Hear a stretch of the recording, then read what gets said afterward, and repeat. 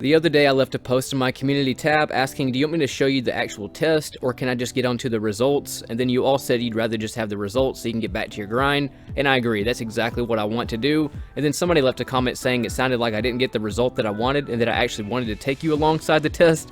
No, not at all. That would take a freaking hour to do a lot of these videos. I mean, imagine this. If I'm just doing one test for a 1 tier on Enhanced Impact Induction, I gotta do the melee, and then I gotta just sit until the timer comes out, until the grenade comes back, and see what the time was versus what came off with Enhanced Impact Induction.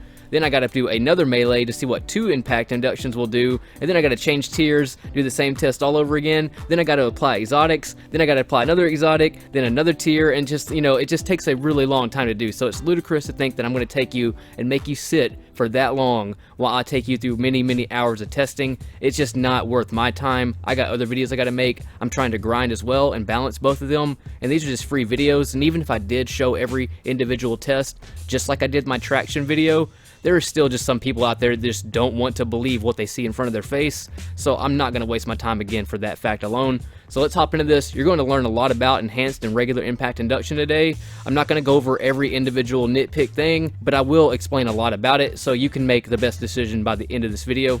So let's hop right into it. Enhanced Impact Induction and Regular Impact Induction, some of the tiers and how they change per tier and how some melees do more than another melee. We're going to go over a lot of depth, but I'm not going to go over every individual thing. You'll know enough by the end of this. Let's hop into it. Rule number 1, don't stack 2 regular impact inductions. They don't stack, they don't do enhanced benefits or double stack benefits. It acts the same as if you have 1 on, whether you have 2 on. And that pretty much goes for every perk that has the same name. So Enhanced Impact Induction and Enhanced Impact Induction won't stack, Regular Impact and Regular Impact won't stack, 2 Momentum Transfers won't stack, 2 Enhanced Momentum Transfers won't stack, things like that, even though Enhanced Momentum Transfer is kind of busted right now. But the way it works is when you do one melee, you have a 6-second cooldown before it gives you any more charge time off of your grenade. So don't think you can go up and start spamming a bunch of melees against the dude and get a ton of charge time off your grenade. No matter what tier, no matter what exotic, no matter anything, you have to wait 6 seconds in between. I'm going to go over this more in depth in another video, but the Menagerie is the greatest place to farm armor right now because you can put Hive armaments, Hive barrier, Hive repurposing, things like that, and you can actually tailor what elemental affinity that you want. So right now I'm putting in for solar legs so I can use traction.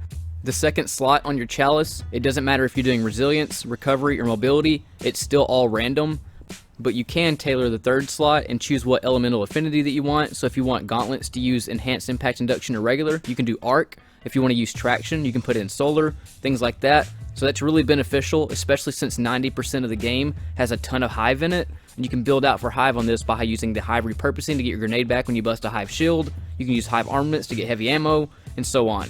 I don't mean 90% of the whole game, but for Shadowkeep, definitely you have a ton of Hive. Here's the first version of my God rolled in-game gauntlets. I have Major Resist on, I have Enhanced Impact Induction, a loader, and I'm using Hive Barrier to get 20% off when I'm hit by any Hive for 10 seconds. So there's plenty of damage reduction I can use, and I have just enough slot points to put all that stuff together, so we get some really beneficial perks that'll help me in most of the game. Here's the second version of my God rolled in-game gauntlets. Enhanced Impact Induction for 5 points, Regular Impact Induction for 3, and then I have the Menagerie slot open so I can still put Hive Barrier on there, and then I have the other point, my last point, for a Major Resist on.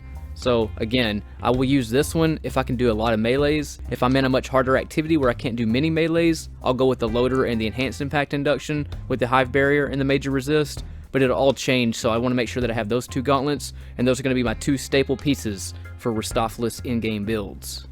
My in-game tier for grenades won't be a tier 4, but I'm going to show you what Entropic Pull and a tier 4 melee will do, and how much grenade energy you get back when you stack Enhanced Impact Induction and Regular Impact Induction. So throw the grenade and do the melee, and watch the meter climb.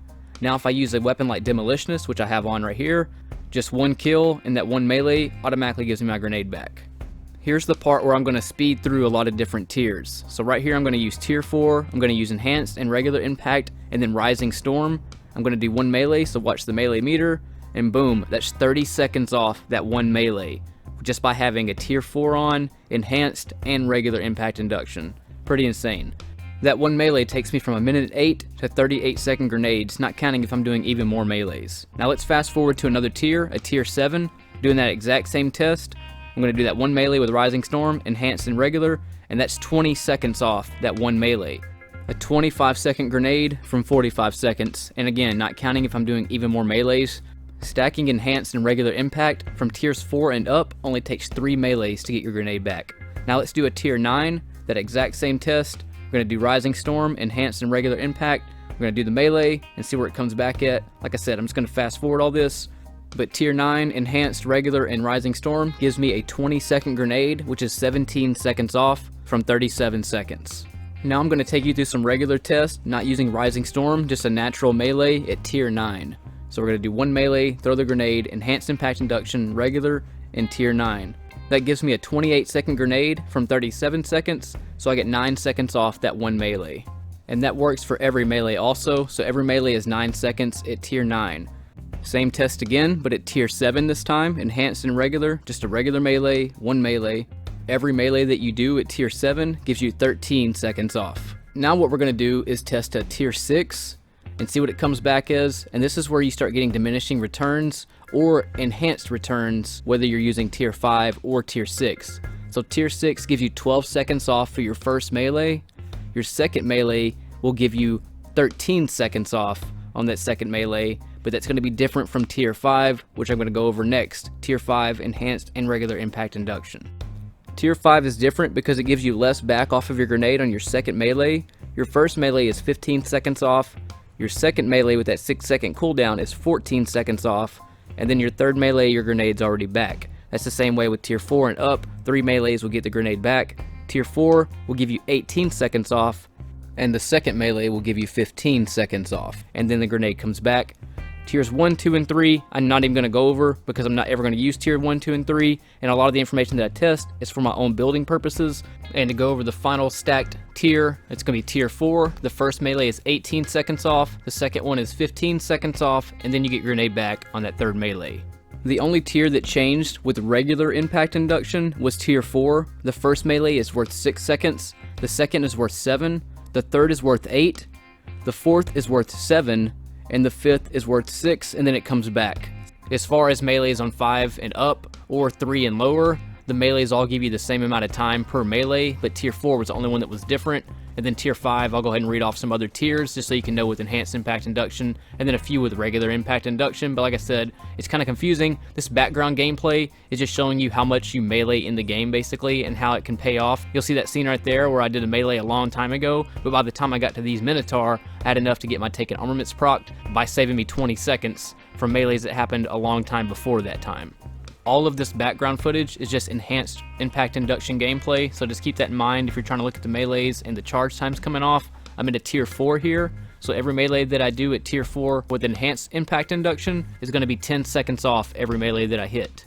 I'm going to start this off by just reading off some regular impact induction times. So tier 4 is, like I said earlier, it gives you those different times. It goes 6, 7, 8, 7, 6 back. Tier 5 and 6 is 6 seconds off every melee that you do. Tier 7 and up gives you 4 seconds off every melee that you do, and then tiers 3 and lower is 8 seconds off every melee that you do. That's regular impact induction. Tiers 1, 2, and 3 with enhanced impact induction will give you 12 seconds off each melee hit that you do. Tiers 4, as I said earlier, is 10 seconds off each enhanced impact induction. Tier 5 is 9 seconds off each time. Tier 6 is 7 off with enhanced impact induction, and then tier 7 gives you 6 off, and then tier 8 gives you 6 off, and then 9 and 10 all give you 6 off with enhanced impact induction. For the last segment, it's going to be regular impact induction with Rising Storm. That's one of the only melees in the game that give you a ton off towards your grenade and other abilities, so I thought I would include that because there's a lot of warlocks that use the bottom tree or that use Crown of Tempest, so it's not going to be counting Crown of Tempest charge times, but just the amount you get off your grenade for the Rising Storm melee.